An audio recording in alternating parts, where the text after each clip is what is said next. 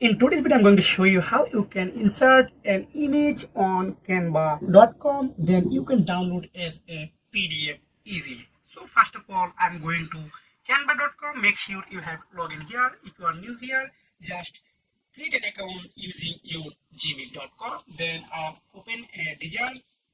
Then just go to event. Then choose anything here you want. Just wow, this is really good.